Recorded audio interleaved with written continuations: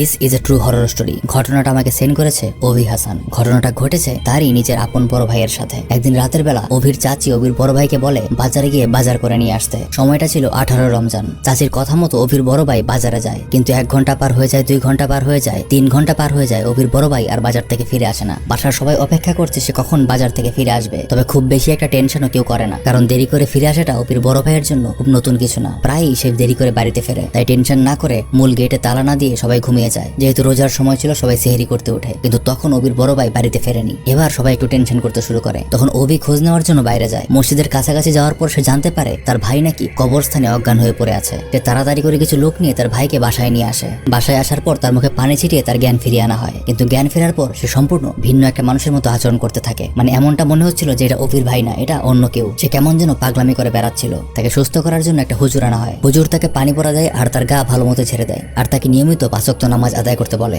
তারপর বেশ কিছুদিন মোটামুটি স্বাভাবিকই যায়। তার থেকে ঠিক 10 দিন পর হঠাৎ একদিন সে চিৎকার করতে করতে বাইরে বের হয়ে দৌড়ে চলে যায়। অভি আর তার ঘরের মানুষেরা তার পিছু করে গিয়ে দেখে সে পুকুর পাড়ে অজ্ঞান হয়ে পড়ে আছে। এবার আবারও তাকে দেখানোর জন্য আরেক হুজুরকে ডেকে আনা হয়। এই হুজুর তাকে দেখে জানায় যে তার উপরে জিন ভর করেছে এবং এটা একটা মেয়ে জিন। মেয়ে জিনটার তাকে অনেক ভালো লেগেছে আর এখন জিনটা তাকে বিয়ে করতে চায়। অভির মা বাবা সেই হুজুরকে রিকোয়েস্ট করে যেভাবেই হোক তার ছেলেকে সুস্থ করে দেওয়ার জন্য। তারপর বেশ কয়েকদিন সেই হুজুরটা সেই মেয়ে জিনটাকে একটা হাড়িতে বন্দি করে সেটাকে লাল কাপড়ে পেঁচিয়ে একটা খালে ফেলে দিয়ে আসে। আর এরপর থেকে অভির ভাইয়ের সাথে আসলে কিছুই হয়নি। কিছুদিন পর অভির ভাই সম্পূর্ণ সুস্থ হয়ে যায় এবং স্বাভাবিক জীবন কাটাতে থাকে। আর যখন সে পুরোপুরি সুস্থ হয় তখন তার কাছ থেকে জানা যায় যেদিন সে বাজারে গিয়েছিল সেদিনই বাজার থেকে ফেরত আসার সময় হঠাৎ সে একটা শব্দ শুনতে পায়। সে পেছনে তাকাতেই কেউ একজন তার মুখ বরাবর আঘাত করে, আর তারপর সে আর কিছুই বলতে পারে না। তো এই ছিল ঘটনা। এরকম আপনারা কোনো